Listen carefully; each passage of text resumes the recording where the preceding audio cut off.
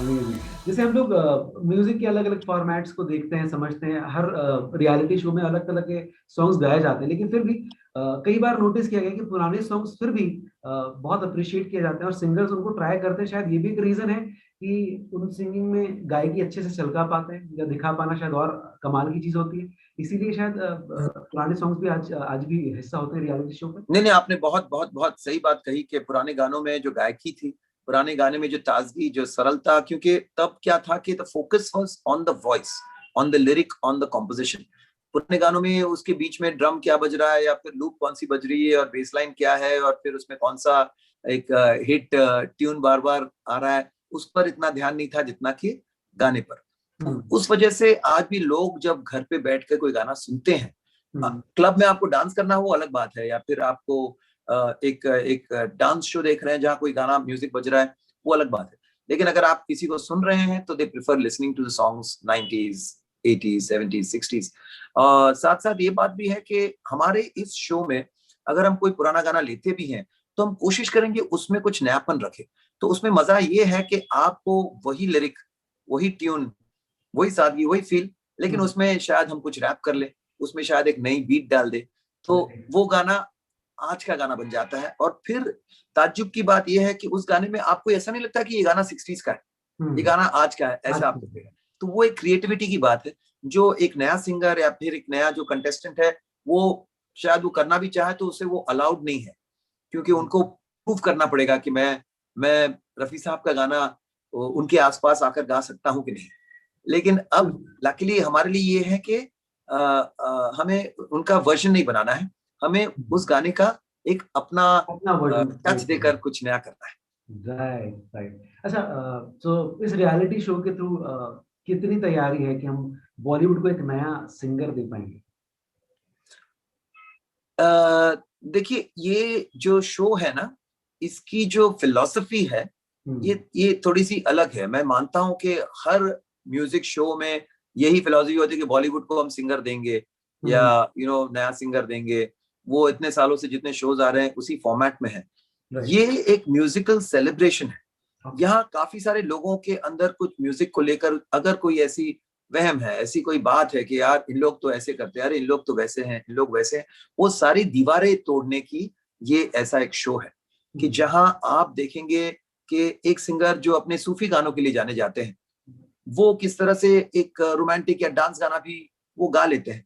ये हम कहना चाह रहे हैं कि आज भी हमें कुछ नए सरप्राइजेस देने की क्षमता है जो ऑडियंस एंजॉय करेंगी। और साथ साथ ये जो 6 नए सिंगर्स हमारे साथ आए हैं, they are going to be overnight stars, क्योंकि अब वो आपस में नहीं compete कर रहे हैं, अब वो compete कर रहे हैं with the top established singers of the country. तो ये जो बॉलीवुड को नया सिंगर देने की बात चल रही है, समझ लीजिए 6 नए सिंगर्स आ गए हैं। They've already been filtered out from all the other, आप रियलिटी शो कह लें या फिर जो भी कह लें, they have been filtered and chosen as the best 6। तो ये ऑलरेडी हो चुका है। अब आगे ये अपनी लोकप्रियता, अपनी सक्सेस, अपने आवाज से, अपनी काबिलियत से कैसे प्रूव करेंगे, it is up to them. So this show is very different. इसको आप वो टिपिकल इंडियन आइडल या सारेगामापा या उन शो से जितनी जल्दी आप जोड़ना बंद करेंगे उतना आपको मजा आएगा। It's a completely new concept. तो ये वो लाइंस में आप मत सोचिए कि हम उनको मार्गदर्शन देंगे, they are competing with us. Okay. और हम हमारी जो नई आवाज है, मिसनी बॉस जो हमारी आवाज है आसाम की, गुवाहाटी के, उसको हम ऐसे तराश कर तैयार कर रहे हैं कि अगर सामने किसी टीम का कैप्टन भी परफॉर्म करे तो उसको वो अपनी सिंगिंग से जवाब दे सके। अच्छा, आप एक मेंटर हैं इस रियलिटी शो में, ऑपोजिट साइड आपके फ्रेंड्स होंगे, वो भी मेंटर होंगे, कंपटीशन है दोस्तों का, दोस्तों के साथ में ही किस तरह का एक्सपीरियंस रहा इस सब के दौरान? हाँ, जैसे फिर से मैं आपने मेंटर वर्ड यूज किया। हम जैसे मैं अपनी टीम का कैप्टन।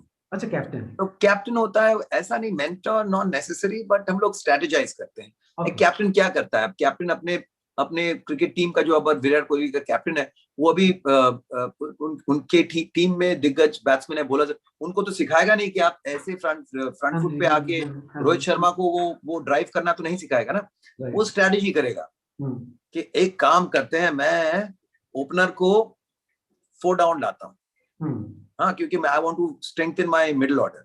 तो इस तरह की स्ट्रेटजीज है, इस तरह की सोच है, कि इस फील्ड पर आई थिंक इस तरह का एक स्पिन अगर हम छोड़े ना, अच्छा स्पिनर हमारा हमारा है जिसकी आवाज अच्छी चलती है, जो क्लासिकल है, उसको इस पिच में डालते हैं और वो यहाँ कमाल कर जाएगा। या फिर अगर सामने वाला इस तरह का बॉलिंग कर रहा है तो हम यहाँ लाएंगे बेधड़क बेबाक आवाज को, जो उस चीज को बिल्कुल ऑडियंस को उस चीज को भुलाकर व्हाइट वॉश करके हमारी चीज साथ रखेगी। So these are kind of the strategies. So it's not mentoring so much, so the fun is within your own team only. हम लोग आपस में इतना कंपटीशन नहीं है जैसे कि उन्होंने क्या किया हमने क्या किया, हम कितना अलग कर सकते हैं, हम ऑडियंस को कितना सरप्राइज कर सकते हैं। और कभी कभार वो सरप्राइज हिट भी हो सकता है, कभी वो सरप्राइज फ्लॉप भी हो सकता है, but we should keep trying.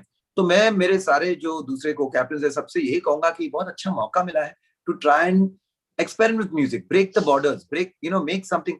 तो जैसा गाना है, समझ लीजिए कि वो पार्टी वाला गाना है, उसको आप पार्टी के तरीके से ही करोगे तो कुछ नयापन नहीं मिलेगा। तो कोशिश करेंगे कुछ नया नया करें, और अगर वो नया करेंगे तो ऑफकोर्स उनके हम अप्रिशिएट करेंगे बहुत ज्यादा। और अगर कुछ नया नहीं ले पाएंगे तो हम कहेंगे कि भाई आप बड़े बोरिंग हो। थोड़ी सी नोक झोंक तो होंगी, आई एम श्योर। हाँ जी, हाँ जी, हाँ जी।